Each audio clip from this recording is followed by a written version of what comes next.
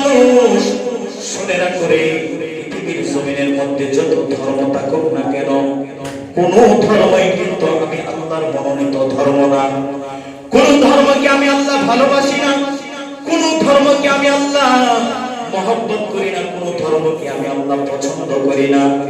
একমাত্র একটা ধর্ম আমি আল্লাহর মনোনীত, একটা ধর্ম আমি আল্লাহর পছন্দের ধর্ম, ওই ধর্মটার নাম হলো ইসলাম। জুড়ে বলুন না সুবহানাল্লাহ। আপনাদের নিকট জানতে চাই আল্লাহর মনোনীত ধর্মের নাম কি? জুড়ে বলুন না ধর্মের নাম কি? আমার বাবারা বন্ধুরা, এই ইসলাম ধর্মটা কিন্তু আজকে নতুন ধর্ম নয়। এটা কি নতুন ধর্ম? ইসলাম আজকে নতুন আমাদের মধ্যে আসে নাই।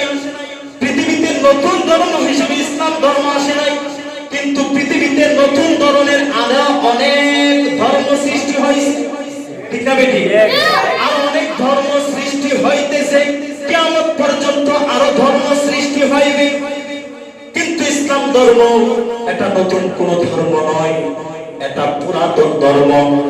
যখন থেকে আমার আল্লাহ পাক রব্বুল আলামিন সূর্যকে আল্লাহ রাব্বুল আলামিন সৃষ্টি করেছেন, আকাশের মধ্যে যেই দিন থেকে সূর্য মিটে মিটে জ্বলে, আকাশের মধ্যে যেই দিন সূর্য জ্বলে, আকাশের মধ্যে যেই দিন থেকে চন্দ্র উদিত হয়েছে, আকাশের মধ্যে যেই দিন থেকে তারকাগুলি মিটি মিটি জ্বলে, তারকাগুলি মিটি মিটি জ্বলে, আসমান জমিন চন্দ্র সূর্য আরশ কুরসি লৌহ কলম আল্লাহ পাক রব্বুল আলামিন যা কিছু সৃষ্টি করেছেন, তখন থেকে আল্লাহ পাক রব্বুল আলামিন ইসলাম ধর্মকে কবুল করে নিয়েছেন। বলুন না সুবহানাল্লাহ।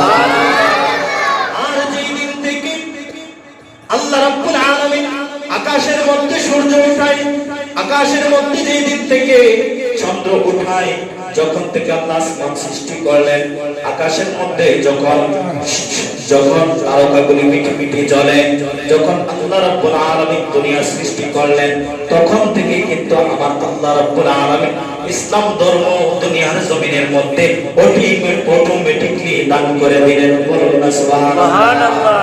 তাহলে সৃষ্টির শুরু থেকে কিন্তু ইসলাম ধর্ম আমরা পেয়েছি। কথা বলেন কিনা? ইসলাম ধর্ম কিন্তু নতুন ধর্ম নয়, ইসলাম ধর্ম কিন্তু নতুন ধর্ম নয়। এই ইসলাম ধর্মের মধ্যে আল্লাহ পাক রব্বুল আলামিন এমন একজন নবী, শেষ নবী হিসেবে এমন একজন নবী দুনিয়ার জমিনের মধ্যে আল্লাহ রাব্বুল আলামিন পাঠিয়েছেন, যার ব্যাপারে আমার আল্লাহ রাব্বুল আলামিন তিনি নিজেই বর্ণনা করতেছেন, আমার ওই নবীকে যখন আমি সৃষ্টি না করতাম, আমি আল্লাহ রাব্বুল আলামিন কোনো কিছুই সৃষ্টি করতাম না। আমি যদি আমার নবীকে সৃষ্টি না করতাম, আসমান জমিন চন্দ্র সূর্য দুনিয়া কোনো কিছুই আমি আল্লাহ পাক রব্বুল আলামিন সৃষ্টি করতাম না। ইসলাম সৃষ্টি করলাম, আর এমন নবীকে ওই ইসলাম ধর্মের মধ্যে সর্বশেষ নবী হিসেবে দুনিয়াতে পাঠিয়েছি। শুধু তাই নয়, এই ইসলাম ধর্মের মধ্যে আমার নবী রাহমাতাল লিল আলামিনের উপর আল্লাহ পাক রব্বুল আলামিন পবিত্র কোরআনুল কারীম নাযিল করেছেন। দুনিয়ার জমিনের মধ্যে এই কোরআন আল্লাহ পাহাড়কে বলেন, ও পাহাড় তোমার মধ্যে কোরআন নাযিল করতে চাই।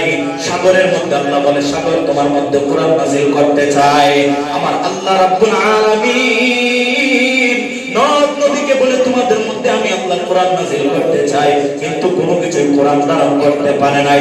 শেষ পর্যন্ত ওই ইসলাম ধর্মের মধ্যে সর্বশ্রেষ্ঠ নবী হিসেবে আল্লাহ দুনিয়াতে পাঠিয়েছেন, ওই নবীর উপর আল্লাহ পাক রব্বুল আলামিন 30 পারা কোরআন নবীর সিনায় আল্লাহ দান করে দিলেন। সুবহানাল্লাহ। আর বাবারা বন্ধুরা, আমার নবী রাহমাতুল লিল আলামিন তিনি হলেন সর্বশ্রেষ্ঠ। ঠিক কিনা বলেন? আমাদের ধর্ম হলো সর্বশ্রেষ্ঠ। আমাদের ধর্মের মতো আর কোনো ধর্ম আছে না? আমাদের ধর্মের মতো আর কোনো ধর্ম নাই। আমরা ধর্ম পেয়েছি সর্বশ্রেষ্ঠ, আমরা নবীও পেয়েছি সর্বশ্রেষ্ঠ, আমরা কোরআনও পেয়েছি সর্বশ্রেষ্ঠ। কথা বলে ঠিক না? তাইলে সর্বদিক দিয়ে কিন্তু আমরা ভাগ্যবান। ঠিক কিনা বলেন? আমরা এমন একটা জাতি, আমরা হইলাম ওই নবীর উম্মত, তাইলে আমরা হলাম সর্বশ্রেষ্ঠ উম্মত। সর্বদিক দিয়ে কিন্তু আমরা উত্তম, সর্বদিক দিয়ে কিন্তু আমরা দামি। কথা বলেন? আমার বাবারা বন্ধুরা, রাসূলের উম্মত হয়েছি, কিন্তু আমাদের কত দাম, আমাদের কত সম্মান, আমাদের কত ইজ্জত একটু লক্ষ্য করে দেখেন। দুনিয়ার জমিনের মধ্যে অনেকের বাড়ি আছে, অনেকের ঘর আছে, অনেকের ব্যাংকে 5 লক্ষ 10 লক্ষ 1 কোটি 2 কোটি টাকা জমা আছে, আছে কিনা? কিছু কিছু মানুষের 5টা 6টা 7টা সন্তান রয়েছে, কিছু কিছু মানুষের কয়েকটা সন্তান সরকারি চাকরিজীবী, আছে কিনা? নাই। কিন্তু এলাকার মানুষ তারা দেখে যার সন্তানটা পড়াশোনা করে চাকরিজীবী হয়েছে, এলাকার মানুষ বলে অমুকের সন্তানটা পড়াশোনা করে চাকরিজীবী হয়ে গেছে, তার জীবনটা সার্থক, সে সফল হয়ে গেছে। আমরা বলি কি বলি না? যে বলি কি বলি না? একজনে সে গরিব ছিল, একটা ব্যবসা দিয়েছে, ব্যবসা প্রতিষ্ঠান দিয়েছে, ব্যবসা প্রতিষ্ঠানের মধ্যে ব্যবসা করতে করতে করতে করতে সে এমন ভাবে লাভবান হয়েছে, সে এমন ভাবে ব্যবসাকে প্রতিষ্ঠিত করেছে, ব্যবসা প্রতিষ্ঠিত করতে যাইয়া দেখা যাচ্ছে সে গরিব থেকে একেবারে ধনী হয়ে গেছে। এমন নজির আমাদের মধ্যে আছে কিনা? মনে হয় নাই? নাকি আছে? এমন নজির আমাদের মধ্যে আছে। ব্যবসা বাণিজ্য করে অনেকেই কিন্তু গরিব থেকে ধনী হয়েছে। পাড়া প্রতিবেশী একজন আরেকজনকে বলে সে কিন্তু গরিব ছিল, পথের ভিখারি ছিল, ব্যবসা করার পরে সে প্রতিষ্ঠিত হয়ে গেছে, এলাকার মধ্যে নামি দামি একটা ব্যক্তি হয়ে গেছে, টাকাওয়ালা হয়ে গেছে, পয়সাওয়ালা হয়ে গেছে, সে কিন্তু সফল হয়ে গেছে। আমরা বলি কি বলি না? কিছু কিছু মানুষ তারা চিন্তা করে আমি সফল হয়েছি, আমার সন্তানটা সরকারি চাকরিজীবী, আমি সফলতা অর্জন করে ফেলেছি। কিছু কিছু মানুষ বলে আমার সন্তানটা এমপি হয়ে গেছে, ম্যাজিস্ট্রেট হয়ে গেছে, লয়ার হয়ে গেছে, এলাকার চেয়ারম্যান হয়ে গেছে, মেম্বার হয়ে গেছে। আমরা বলে থাকি অমুক ব্যক্তি প্রতিষ্ঠিত হয়ে গেছে, সে সফল হয়ে গেছে, সফল হয়ে গেছে। কেউ কেউ বলে থাকে যে আমি 5তলা একটা বিল্ডিং এর মালিক হয়ে গেছি, 10তলা একটা বিল্ডিং এর মালিক হয়ে গেছি, আমি বড় সফল হয়ে গেছি। অনেকে বলতে পারেন আমার 2টা 3টা 4টা সন্তান আছে, তাদেরকে বিদেশের মধ্যে পাঠিয়ে দিয়েছি, বিদেশে পাঠানোর পরে আমার সন্তানেরা অনেক টাকা পয়সা ইনকাম করে, টাকা পয়সা ইনকাম করার মাধ্যমে আমি সচ্ছলতা অর্জন করে ফেলেছি, আমি সফলতা অর্জন করে ফেলেছি, আমি সফল হয়ে গেছি, আমার সন্তানেরা কাজে লেগে গিয়েছে। অনেকে এই ধারণা বলতে পারেন, এই কথা বলতে পারেন, কিন্তু না না না, আমার আল্লাহ পাক রব্বুল আলামিন আপনার আমার ব্যাপারে কি বলে দেখেন। আমার আল্লাহ বলেন দুনিয়ার মানুষ তুমি 5টা 10টা বিল্ডিং এর মালিক হয়ে গেছো, তুমি সফল হও নাই, সফল হও নাই, তুমি একটা 2টা সন্তানের মালিক হয়ে গেছো, সন্তানগুলো তোমার চাকরিজীবী হয়ে গেছে, ব্যবসা দিয়ে টাকাওয়ালা হয়ে গেছে, পয়সাওয়ালা হয়ে গেছে, প্রতিষ্ঠিত হয়ে গেছে, তুমি বলতে পারো তুমি সফল হয়ে গেছো। কিন্তু আমি আল্লাহ বলে দিলাম না না না, তুমি এখনো সফল হও নাই। আমার আল্লাহ রব্বুল আলামিন ডাক দিয়ে বলে দুনিয়ার মানুষ, ও দুনিয়ার মানুষ, তুমি গরিব থেকে ধনী হয়ে গেছো, তুমি ভাবছো তুমি বুঝি সফল হয়ে গেছো, তুমি বুঝি সফল হয়ে গেছো। আমি আল্লাহ বলে দিলাম না না না, তুমি সফল হও নাই, সফল হও নাই।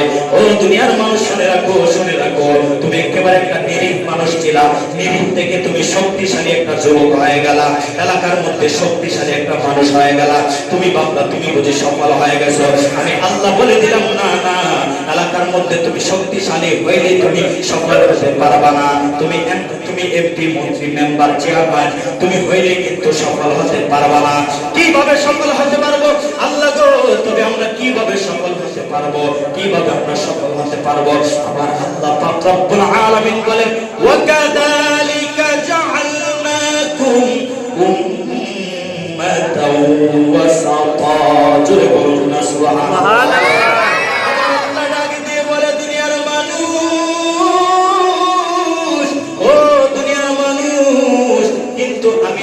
ঘোষণা দিলাম আমার ওই বান্দাটা কিন্তু সফল হয়ে গেছে, যারা আমি যারা আমার রাসূলের উম্মত হতে পেরেছে তারাই কিন্তু সবচাইতে সফল ব্যক্তি হয়ে গেছে। জোরে বলুন না সুবহানাল্লাহ। দুনিয়ার এমপি, মন্ত্রী, টাকা পয়সা, ধন সম্পদ, ছেলে মেয়ে, ধনী গরিব যা কিছু আছে এগুলা থাকলে আপনি সফল হতে পারলেন না, সফল হতে পারবেন না। আপনি মনে করেছেন আপনি সফল হয়ে গেছেন, না না না, কিন্তু হাকিকতে আমার আল্লাহ বলে তুমি সফল না, কিন্তু আমার আল্লাহ বলে ওই ব্যক্তি সফল যেই ব্যক্তি খাস আমার নবীর উম্মত হতে পেরেছে। ওই ব্যক্তির মতো সফল ব্যক্তি পৃথিবীর জমিনের মধ্যে আর একটা হবে। বলুন আমার বাবারা বন্ধুরা, আপনি একদম গরিব মানুষ, রাস্তার ভিখারি, আপনি দিন মজুর, দিন আনেন দিন খান, কিন্তু আপনার মধ্যে রাসূলের মহব্বত আছে, ভালোবাসা আছে, কিন্তু আল্লাহ পাক রব্বুল আলামিনের হুকুম আহকাম আপনার মধ্যে আছে। আপনি হালাল ব্যবহার করতেছেন, আমার রাসূলের তরিকা মোতাবেক চলতেছেন, পর্দা পশিদায় ভাবে আপনি চলাফেরা করতেছেন, আমার রাসূলের হুকুম আহকাম আপনি মেনে চলতেছেন। আমার আল্লাহ রাব্বুল আলামিন বলেন ওই ব্যক্তিটা যদিও রাস্তার ভিখারি হয়, ওই ব্যক্তিটা যদিও ফকির হয়, ওই ব্যক্তিটা যদিও গরিব হয়, তারপরে আমি আল্লাহ বলে দিলাম ওই ব্যক্তিটাই হলো সর্বশ্রেষ্ঠ সফল ব্যক্তি। আমার বাবারা, তাই টাকা পয়সা ধন সম্পদ ছেলে মেয়ে কোনো কিছু দিয়ে কিন্তু বড়াই করা যাবে না, কোনো কিছু দিয়ে কিন্তু বড়াই করা যাবে না যে আমি সফল হয়ে গেছি, আমি সফল হয়ে গেছি। টাকা পয়সার মাধ্যমে, ইজ্জতের মাধ্যমে আমি সফল হয়ে গেছি, এলাকার সরদার হয়ে গেছি, মেম্বার হয়ে গেছি, চেয়ারম্যান হয়ে গেছি, মন্ত্রী হয়ে গেছি, এমপি হয়ে গেছি। আপনি মনে মনে এই ধারণা করেন না যে আমি সফল হয়ে গেছি, আমি মানুষের লিডার হয়ে গেছি। আপনি মনে মনে চিন্তা করেন না যে আমি সফল হয়ে গেছি। না না না, আপনি মানুষের নিকট সফল হতে পারেন, কিন্তু আল্লাহর নিকট আপনি সফল হতে পারেন নাই। আল্লাহর নিকট আপনি সফল হতে পারেন নাই, কিন্তু আল্লাহর নিকট ওই ব্যক্তিটাই সফল ব্যক্তি যেই ব্যক্তি আমার রাসূলের খাস উম্মত হতে পেরেছে, যেই ব্যক্তি আমার রাসূলের আদর্শে আদর্শিত হতে পেরেছে, যেই ব্যক্তি আমার আল্লাহর হুকুম আহকাম পালন করেছে, ওই ব্যক্তি হলো আল্লাহর দরবারে অনেক দামি সফল কাম ব্যক্তি। কথা বলেন ঠিক কিনা?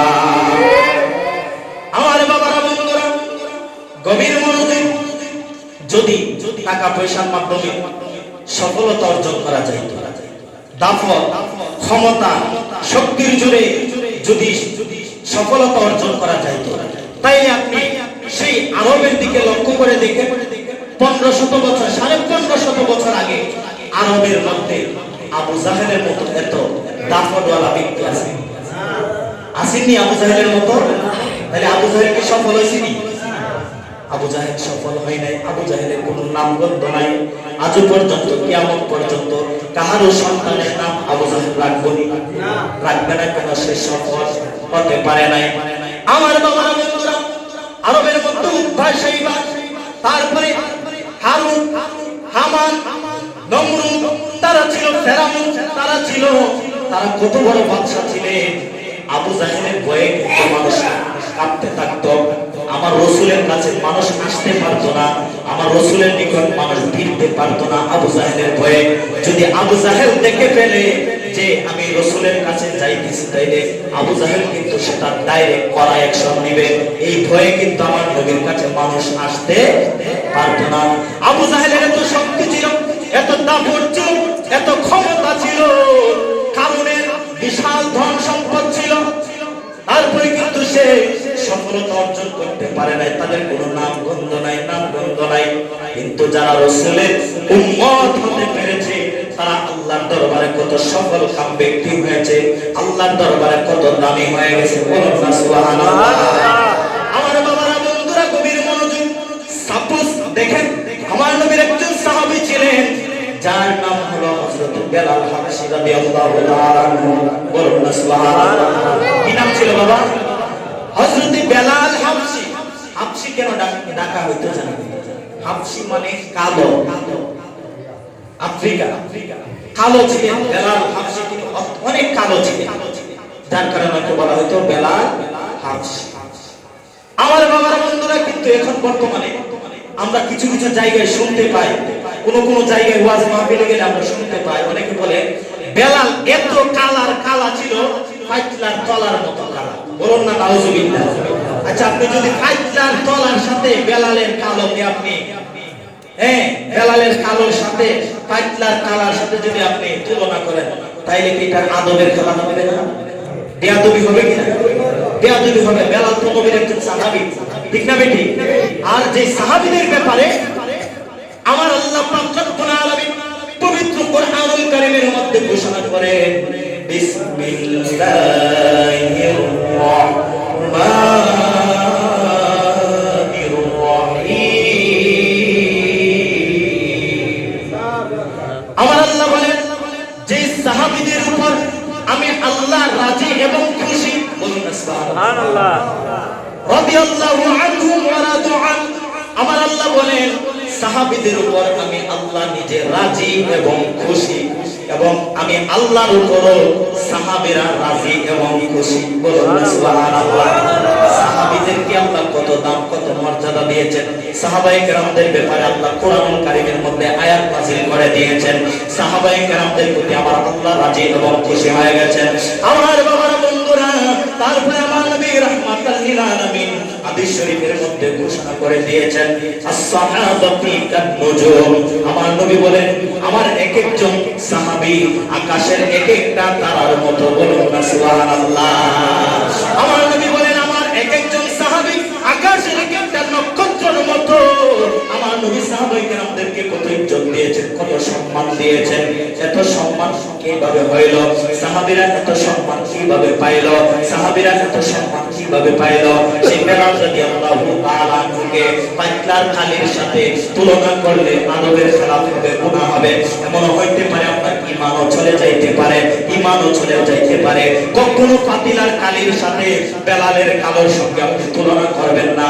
তবে আপনি বলতে পারেন বেলাল এতই কালো ছিল, বেলাল এতই কালো ছিল, কোরআনের অক্ষরের মতো কালো ছিল। সুবহানাল্লাহ। এটা বললে কি গুনাহ হবে? তাহলে আপনার সম্মানও বেড়ে যাবে। আপনি যেমন ভাবে বেলালকে ইজ্জত দিয়েছেন, মর্যাদা দিয়েছেন, সম্মান দিয়েছেন, আল্লাহ আপনার সম্মান, ইজ্জত, মর্যাদা বাড়ায় দেব। আপনি যদি বলেন বেলাল এতই কালো ছিল, খানায়ে কাবা শরীফের খিলাফের মতো কালো ছিল, সুবহানাল্লাহ, তাহলে আমার আল্লাহ খুশি হবে না বেজার হবে? আর যে সাহাবীদের প্রতি আমার আল্লাহ রাজি এবং খুশি হয়েছে, ওই সাহাবীদেরকে যদি আমরা পাতিলার কালের সঙ্গে তুলনা করি, তাইলে আমার আল্লাহ কষ্ট পাবে কি পাবে না? আর আল্লাহ যদি তার প্রতি কষ্ট পায়, ওই ব্যক্তির কোনো উপায় নাই, ওই ব্যক্তি নিশ্চয়ই মুরতাদ হয়ে যাবে। কথা বলেন ঠিক কিনা? সেই হযরত বেলাল রাদিয়াল্লাহু তাআলা তিনি কিন্তু একজন গোলাম ছিলেন। কি ছিলেন? একজন গোলাম ছিলেন হযরত বেলাল রাদিয়াল্লাহু তাআলা। তিনি বেলাল গোলাম ছিলেন, উমাইয়া ইবনে খালদ তার অধীনে ছিলেন হযরত বেলাল রাদিয়াল্লাহু তাআলা। হযরত বেলাল রাদিয়াল্লাহু তাআলা গোলাম ছিলেন, তার মুনিবের অধীনে থাকতেন। বেলালের মাধ্যমে অনেক কাজ করাইতেন, বেলালকে অনেক কাজ করাইতেন, বেলালের প্রতি অনেক নির্যাতন করতেন। বেলাল রাদিয়াল্লাহু তাআলা মুখে ধমক দিতেন, বেলালের সঙ্গে ভালো আচরণ করতেন না, বেলালের সঙ্গে ভালো ব্যবহার করতেন না, কারণ সে একজন কালো সাহাবী ছিল। তার পায়ের মধ্যে জুতা পরার মতো তার টাকা ছিল না, জুতা কিনে জুতা পরার মতো তার মধ্যে এমন টাকা ছিল না। হযরত বেলাল রাদিয়াল্লাহু তাআলা পরনের মধ্যে ভালো একটা পাঞ্জাবি, ভালো একটা পোশাক পরার মতো তার ওইরকম টাকা ছিল না, সিরা পোশাক পরত। এমনিতে বেলাল রাদিয়াল্লাহু তাআলা কালা, তার দিকে মানুষ তাকাইতো না, কোনোদিন তার নামও নিত না যে ওই কালো লোকটার নাম কি। কোনোদিন কোনো মানুষ এই বেলালের নাম নিত না, বেলালকে জিজ্ঞেস করতো না তোমার নাম কি, কারণ তাকে দেখলে মানুষ ঘৃণা করতো, বেলালকে দেখলে মানুষ ঘৃণাবাসত। ওই বেলাল রাদিয়াল্লাহু তাআলা কেমন ছিলেন দেখেন। বেলাল ছিল কিন্তু কৃতদাস, বেলাল ছিল কিন্তু কৃতদাস। উমাইয়া ইবনে খালদের অধীনে বেলাল রাদিয়াল্লাহু তাআলা দাস ছিলেন, কৃতদাস ছিলেন। ওই বেলাল রাদিয়াল্লাহু তাআলা উনাকে কিন্তু একদিন উমাইয়া ইবনে খালদ, বেলাল কাজ করতে গেছে, তো কাজের ত্রুটি পাইয়া, যেই মাত্র কাজের ত্রুটি পাইছে, পাওয়ার কারণে উমাইয়া ইবনে খালদ কি করলো, বেলাল রাদিয়াল্লাহু তাআলার উপর নির্যাতন করতে লাগলো, বেলালকে পিটাইতে লাগলো। বলতেছে এই বেলাল, তোমাকে বলে দিয়েছিলাম এই সময়ের ভিতরে আমার এই কাজটা তুমি কমপ্লিট করবা, কিন্তু সময় তো চলে গেছে, আমার এই কাজটা তুমি কমপ্লিট করতে পারলা না কেন? কিন্তু দেখা যাচ্ছে বেলালের উপর উমাইয়া ইবনে খালদ কি করলো, নির্যাতন শুরু করে দিল, এমন ভাবে নির্যাতন শুরু করে দিল। বেলাল রাদিয়াল্লাহু তাআলা কান্না করতেছে, হায়রে আমি এত বড় অসহায়, আমার কেউ কোনো খোঁজ খবর নেই নাই, আমার কোনো অধিকার নাই, আমাকে কেউ কোনো অধিকার দেয় নাই, আমি বেলালের প্রতি কোনো অধিকার নাই, আমার কোনো ক্ষমতা নাই, আমার কোনো দাপট নাই, আমি একজন সাধারণ দেশের মানুষ। বেলাল রাদিয়াল্লাহু তাআলা তিনি কাঁদতেছেন, কাঁদতে কাঁদতে কাঁদতে কাঁদতে একটা খেজুরের বাগানের মধ্যে চলে গেলেন। খেজুরের বাগানের মধ্যে হযরত বেলাল রাদিয়াল্লাহু তাআলা চলে গেলেন। খেজুরের বাগানের মধ্যে হযরত বেলাল রাদিয়াল্লাহু তাআলা খেজুর গাছের নিকট, খেজুর গাছের নিচে বসে খেজুর গাছের সাথে পিঠটাকে এভাবে হেলান দিয়া হযরত বেলাল রাদিয়াল্লাহু তাআলা কান্না করতেছে। বলুন না সুবহানাল্লাহ। বেলাল খেজুর গাছের, খেজুর বাগানের মধ্যে কি খেজুর গাছের মধ্যে হেলান দিয়ে কান্না করতেছে আর আল্লাহর কাছে ডাক দিয়ে বলতেছে, আল্লাহ ও রব্বুল আলামিন, আমি বেলাল এতই অসহায় একটা মানুষ, আমি বেলালের প্রতি সবাই নির্যাতন করি, আমি বেলাল কেমন বেলাল, আমার কোনো অধিকার নাই, আমাকে যেভাবে ইচ্ছা সেইভাবে আমার মনে বাবাকে ব্যবহার করে, আমার কোনো ইজ্জত নাই, আমার কোনো সম্মান নাই, আমার প্রতি সদা সর্বদা নির্যাতন চালিয়ে দেই, নির্যাতনের স্টিমার আমার প্রতি আমার মনে চালাইতেছে। হায়রে আমার কোনো বুঝি মূল্য নাই, আমার কোনো বুঝি মূল্য নাই। বেলাল খেজুর গাছের বাগানের মধ্যে গিয়া আমার আল্লাহর কাছে মনভাবে দুইটা হাত দিয়ে ডাক দিয়ে বলেন, আল্লাহ ও রব্বুল আলামিন, তুমি বুঝি আমাকে মানুষ রূপে দুনিয়াতে পাঠাইলা, আর আমি মানুষ রূপে দুনিয়াতে আইসা বুঝি আমার ভুল হয়েছে। বলুন আল্লাহু আকবার। আল্লাহু আকবার। বেলালের কি কোনো ভুল হয়েছে? আমার আল্লাহ বেলালকে দুনিয়াতে পাঠাইয়া আল্লাহর কোনো ভুল হয়েছে? না না না। কিন্তু বেলালকে আমার আল্লাহ কত মহব্বত করেন, কত ভালোবাসেন দেখেন। এইভাবে যখন খেজুর গাছের নিচে যখন বেলাল রাদিয়াল্লাহু তাআলা বসে বসে খেজুর গাছের মধ্যে এইভাবে পিঠটাকে হেলান দিয়া আল্লাহর কাছে কান্না করতেছে, দুইটা চোখের পানি ছেড়ে দিলেন, বুক বাসায় দিলেন। হায়রে আল্লাহ, আমাকে কেন তুমি দুনিয়াতে পাঠাইলা, আর আমাকে কেন দুনিয়াতে পাঠাইলা, পাঠানোর পরে কেন আমাকে কেন এত নির্যাতন করতেছে মানুষ, আল্লাহ তুমি আমাকে কেন এত কষ্ট দিতেছ, আল্লাহ আমাকে তুমি এত কেন কষ্ট দিতেছ, আমার বুঝে আসে না। আল্লাহ গো, হয়তো বা আমাদেরকে তুমি দুনিয়া থেকে নিয়ে নাও, হয়তো বা আমাকে দুনিয়া থেকে নিয়ে নাও, আল্লাহ এই কষ্ট আমি সহ্য করতে পারি না। উমাইয়া ইবনে খালদ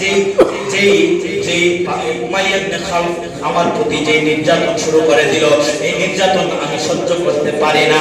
হযরত বেলাল রাদিয়াল্লাহু তাআলা কান্না করতে করতে করতে করতে করতে করতে তিনি দেখতেছেন হঠাৎ করে খেজুর বাগানের ভিতর দিয়ে একটা চিকন করে একটা রাস্তা ছিল, ওই রাস্তা দিয়ে দেখতেছেন একজন স্বাভাবিক রঙের একটা মানুষ, স্বাভাবিক বেশের একটা মানুষ পিছনের দিক দিয়ে তাকায় দেখতেছেন তার চুলগুলা বড় ঝলমল ঝলমল করতেছে, তার চুল দিয়ে যেন নূর চকমাইতেছে, তার ঘাড় দিয়ে যেন নূরের চকমাইতেছে।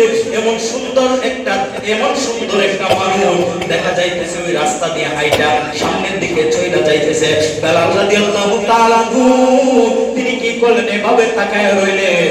আর আমার আল্লাহ পাক রব্বুল আলামিনের কাছ থেকে বেলালের কানের মধ্যে ইলহাম চলে আসলো। বেলাল তিনি বলতেছেন, আমি যেন আমার কানের মধ্যে শুনতে পাইলাম কে যেন আমাকে বলতেছে, ও বেলাল, বেলাল রে, দেখো না তোমার সামনে দিয়ে একটা লোক চলে যাইতেছে, তোমার সামনে দিয়ে একটা লোক চলে যাইতেছে, যাও যাও যাও, তোমার অধিকার আদায়ের জন্য এই মুহূর্তে সুবর্ণ সুযোগ চলে যাইতেছে, এই মুহূর্তে সুবর্ণ সুযোগ চলে যাইতেছে, যাও যাও যাও, তুমি দৌড়ে গিয়া ওই লোকটার কাছে চলে যাও, ওই লোকটার কাছে তুমি গিয়ে তোমার মনের কাগজটি খুলে বলো, বলো সুবহানাল্লাহ। ওই লোকটা দুনিয়ার কেউ নাই আমার বাবারা, বন্ধুরা। হযরত বেলাল রাদিয়াল্লাহু তাআলা তিনি দৌড়ায় গেলেন, দৌড়ায় গিয়ে সামনের দিকে লোকটা চলে গেল, দৌড়ায় গিয়ে কি করলেন, এমন ভাবে গিয়ে তার চেহারাটা দেখলেন, দেখার পরে তার পায়ের মধ্যে এমন ভাবে জড়িয়ে ধরলেন, বলুন আল্লাহু আকবার। হাসি বেলাল ভালোবাসলো ওই পাগলেও,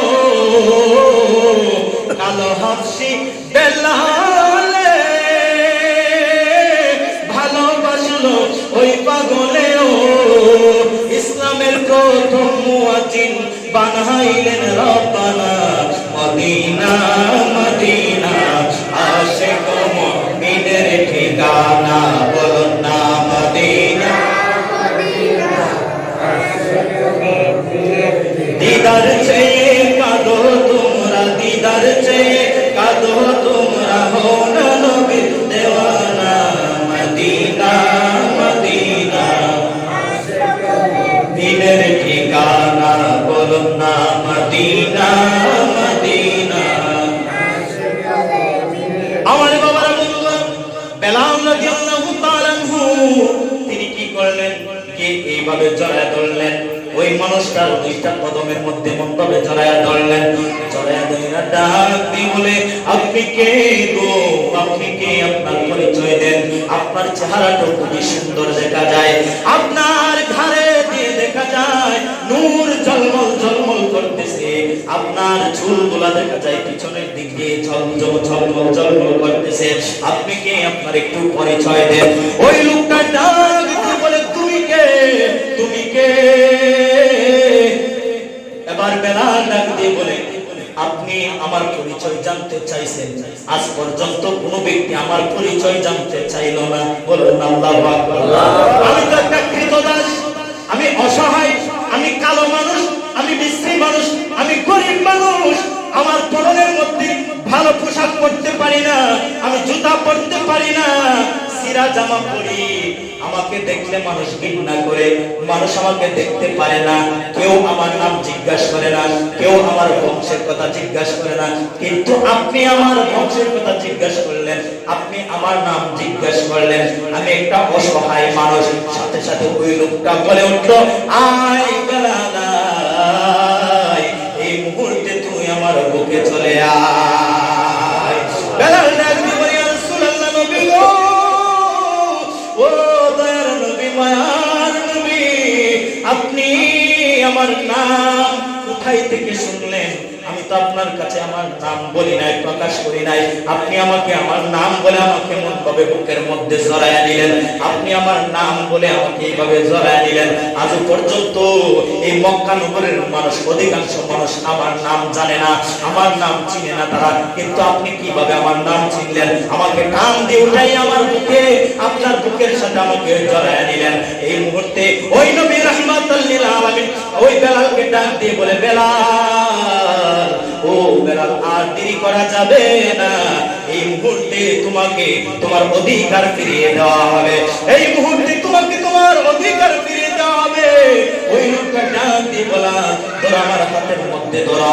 দইরা করো লা ইলাহা ইল্লাল্লাহু মুহাম্মাদুর রাসূলুল্লাহ এর আগে কিন্তু বেলাল মুসলমান ছিল না সাথে সাথে ওই লোকটা হাতের সাথে হাত মিলাইয়া বেলালকে কালিমা পড়ে মুসলমান বানায়া দিলেন সাথে সাথে বেলালকে মুসলমান বানায়া দিলেন মুসলমান বানায়া দেওয়ার পরে আমার নবী বেলালের কাছে পরিচয় দিলেন বেলাল আমি দুনিয়ার কোনো মানুষ নাই আমি দুনিয়ার কোনো সাধারণ মানুষ নয় আমি হলাম গরিব অসহায় একেবারে নির্যাতিত মানুষ যারা তাদেরকে তাদের অধিকার ফিরিয়ে দেওয়ার মানুষ বলুন সুবহানাল্লাহ আমি গরিব অসহায়দের প্রতি আমি সহানুভূতি দয়াশীল মানুষ ও বেলাল যাও যাও তোমাকে আমি তোমার অধিকার দিয়ে দিলাম বেলাল রাদিয়াল্লাহু তাআলা তিনি চলে গেলেন চলে যাওয়ার পরে তার মুনিব উমাইয়া ইবনে খালফ জানে না খেজুর বাগানের মধ্যে যে গোপনে আমার নবীর হাতের মধ্যে দইরা কালিমা পড়ে মুসলমান হয়ে গেলেন এই কথা জানে না এইদিকে যখন তার মুনিবের কাছে চলে যায় মুনিবের কাছে চলে যাওয়ার পরে বেলালের জবান দিয়ে শুনে একটা শব্দ বের হয় আহাদ আহাদ আহাদ বেলাল সব সময় করে লা ইলাহা ইল্লাল্লাহ মুহাম্মাদুর রাসূলুল্লাহ লা ইলাহা ইল্লাল্লাহ মুহাম্মাদুর রাসূলুল্লাহ তার মুনিব উমাইয়া ইবনে খালফ সব সময় বেলালের দিকে লক্ষ্য করে দেখতেছে হে বেলাল তোর জবান দিয়ে তুই কি উচ্চারণ করস তোর জবান দিয়ে তুই শুধু লা ইলাহা ইল্লাল্লাহ বলস শুধু আহাদ আহাদ বলস ও বেলাল তুই মনে হয় গোপনে সেই মক্কা নগরের জাদুকর মুহাম্মদের হাতে মনে কালিমা পড়ে তুই মুসলমান হয়ে গেছিস বলুন না নাউজুবিল্লাহ বেলাল বলে ও আমার মুনিব ও আমার মুনিব শুনো রে মুসলমান কোনদিন মিথ্যা কথা বলতে পারে না জোরে বলুন পারে কিন্তু আজকে আপনি দেখেন আমরা নিজেকে মুসলমান দাবি করি কিন্তু দৈনিক সকাল থেকে ঘুমানোর আগ পর্যন্ত কয়টা মিথ্যা কথা বলি দেখুন বলে কিনা? জি মিথ্যা কথা আসেনি আমাদের মধ্যে? মিথ্যার কোনো অভাব নাই। সত্য গিয়া খুঁজে দেখেন, সত্য খুবই কম আমাদের মধ্যে, মিথ্যা খুবই বেশি।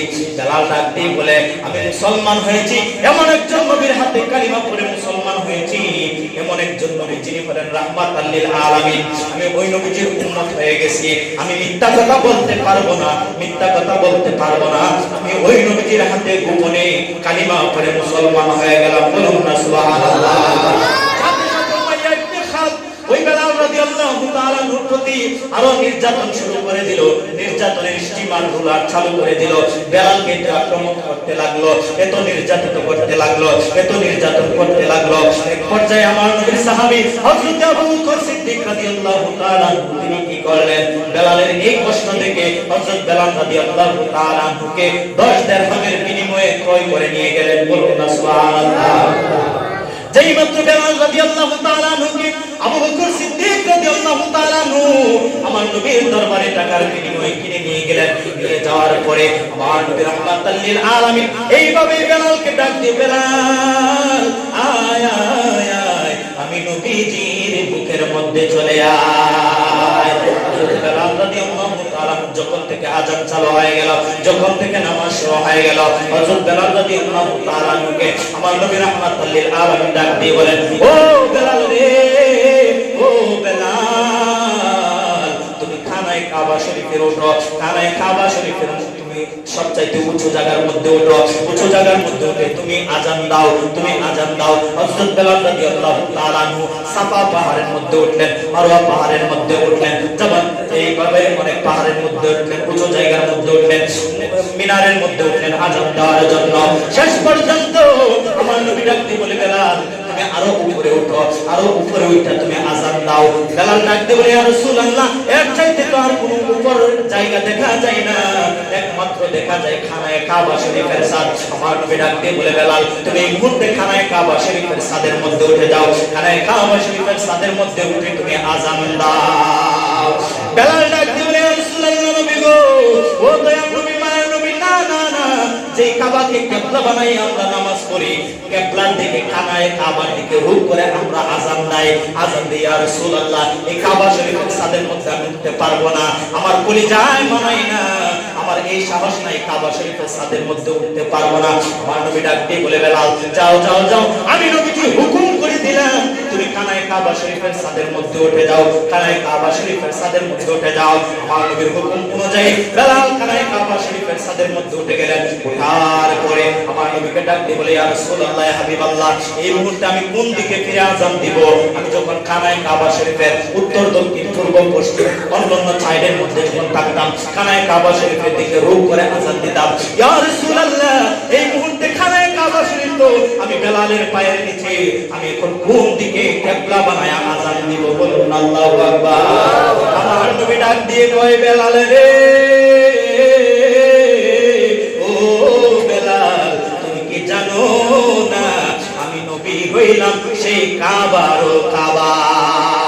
ও বেলাল, তুমি কি জানো না সেই কাবারও কিবলা হলাম আমি নবীজি?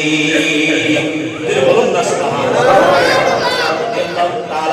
খানায়ে কাবা শরীফের ছাদের উপরে উঠে আমার নবী রাহমাতাল লিল আলামিনের দিকে এইভাবে আযান দিলেন, আল্লাহু আকবার, আল্লাহু আকবার। বেলাল যখন আযান দিলেন, আযান দেওয়ার পরে হযরত বেলাল রাদিয়াল্লাহু তাআলা আমার নবী রাহমাতাল লিল আলামিন হুকুম দিলেন, বেলাল এই মুহূর্তে তুমি আমার মুয়াজ্জিন হয়ে গেলা, এই মুহূর্তে তুমি আমার মুয়াজ্জিন হয়ে গেলা। যখন 8ম হিজরিতে মক্কা বিজয় হয়ে গেল, কয় হিজরিতে? 8ম হিজরিতে যখন গোটা মক্কা বিজয় হয়ে গেল, আমার নবী যখন বিজয় করে ফেললেন, তখন আমার নবী রাহমাতাল লিল আলামিন আবু বকর, ওমর, ওসমান, মাওলা আলী এবং আরো অন্যান্য যত সাহাবী ছিল, আমার নবী তাদেরকে বলেন, ও আমার সাহাবীরা, তোমরা শোনো রে, শোনো রে, এই যে খানায়ে কাবা শরীফের ভিতরে তখন কিন্তু মক্কা বিজয় হওয়ার আগে কিন্তু 360 মূর্তি ছিল। কয়টা মূর্তি? 360 মূর্তি ছিল কাবা শরীফের ভিতরে। আমার নবী যখন মক্কা বিজয় করলেন, মক্কা বিজয় করার পরে আমার নবীর সাহাবায়ে কেরামদেরকে আবু বকর ওমর ওসমান আলীদেরকে বলতেছেন, যাও যাও যাও, তোমরা কাবা শরীফের দরজাটা খুলে কাবা শরীফের ভিতরে প্রবেশ করো। ভিতরে প্রবেশ করার পরে এই মূর্তিগুলা তোমরা ভেঙে কাবা শরীফের ভিতরটা তোমরা পরিষ্কার করো। বলুন আল্লাহু আকবার। সাহাবায়ে কেরামরা কি করলেন? ভিতরে ঢুকলেন। ঢোকার পরে কাবা শরীফের ভিতরে 360 মূর্তি ভেঙে পরিষ্কার করলেন। পরিষ্কার করার পরে সবচাইতে একটা বড় মূর্তি ছিল, ওই বড় মূর্তিটাকে সাহাবায়ে কেরামরা লাগাল পায় না। অবশেষে শেষ পর্যন্ত মওলা আলীর মাধ্যমে আমার নবী রাহমাতাল লিল আলামিন মওলা আলীকে হুকুম করলেন। মওলা আলী আমার নবী রাহমাতাল লিল আলামিনের নূরানি কাঁধ মুবারকের মধ্যে উঠাইয়া তারপরে সবচাইতে বড় মূর্তিটাকে ভেঙে ফেলেছিল। যেই মাত্র কাবা শরীফের ভিতরে 360 মূর্তি একেবারে ভেঙে ফেললেন, ভেঙে চুরমার করে দিলেন। করার পরে আমার নবী রাহমাতুল লিল আলামিন সাহাবায়ে কেরামদেরকে ডাক দিয়ে বলেন, ও আমার সাহাবায়ে কেরামরা, তোমরা এক কাজ করো, জমজম কূপের পানি দিয়া পুরা কাবা শরীফের ভিতরটা তোমরা ভালো করে ধৌত করে পরিষ্কার করো। যেই মাত্র জমজম কূপের পানি দিয়া সাহাবায়ে কেরামরা 360 মূর্তি ভাঙার পরে কাবা শরীফের ভিতরটা জমজম কূপের পানি দিয়া সুন্দরভাবে ধৌত করলেন, সুন্দরভাবে ধৌত করে পরিষ্কার করলেন। পরিষ্কার করার পরে সব সাহাবীরা কাবা শরীফের ভিতর থেকে বের হয়ে গেলেন। বের হয়ে যাওয়ার পরে আমার নবী রাহমাতাল লিল আলামিন ডাক দিয়ে আমার সাহাবী বেলাল কই, বেলালকে ডাক দিয়ে বলে, বেলাল, ও বেলাল, আয় আয় আয় আমার কাছে আয়, ও বেলাল আয় আমার কাছে আয়। আমার নবী রাহমাতাল লিল আলামিন নূরানি হাত মুবারক দ্বারা বেলালের হাতের মধ্যে ধরলেন। ধরার পরে বলেন, বেলাল চলো রে, সর্বপ্রথম তুমি আমি নবীর সঙ্গে কাবা শরীফের ভিতরে প্রবেশ করো। এর আগে আর আমার নবী কাবা শরীফের ভিতরে প্রবেশ করে নাই। সর্বপ্রথম আমার নবী যাকে দিয়ে কাবা শরীফের ভিতরে প্রবেশ করলেন তিনি হলেন হযরত বেলাল রাদিয়াল্লাহু তাআলা। বলুন সুবহানাল্লাহ। তাই বেলালের দাম কি কম? বেলালের অনেক দাম। বেলালের আলোচনা করতে গেলে অনেক সময় চলে যাবে, তারপরে শেষ হবে না। আমার বাবারা, বন্ধুরা, যখন বেলাল রাদিয়াল্লাহু তাআলা কে নিয়ে আমার নবীজি সেই কাবা শরীফের ভিতরে প্রবেশ করলেন। কাবা শরীফের ভিতরে প্রবেশ করার পরে আমার নবী হযরত বেলাল রাদিয়াল্লাহু তাআলা কে ডাক দিয়ে বলে, ও বেলাল, তুমি এক একটা গুনাহ করে 4টা গুনার মধ্যে তুমি 4 বার আমার আল্লাহর ধ্বনি আযান দাও। বেলাল কি করলো? কাবা শরীফে 4 গুনার মধ্যে 4 বার আযান দিলেন। বেলাল রাদিয়াল্লাহু তাআলা 4 বার আযান দিলেন। আযান দেওয়ার পরে তারপরে আমার নবী রাহমাতাল লিল আলামিন এক কোণার মধ্যে 2 রাকাত নফল নামাজ আদায় করলেন, আরেক কোণার মধ্যে 2 রাকাত নফল আদায় করলেন, আরেক কোণার মধ্যে 2 রাকাত নফল নামাজ আদায় করলেন, আরেক কোণার মধ্যে 2 রাকাত নফল নামাজ আদায় করলেন। আমার নবী রাহমাতাল লিল আলামিন কাবা শরীফের ভিতরে ঢোকার পরে হযরত বেলাল রাদিয়াল্লাহু তাআলা কে লইয়া 8 রাকাত 4 কোণার মধ্যে নফল নামাজ আদায় করলেন। সুবহানাল্লাহ। আল্লাহুম্মা সাল্লি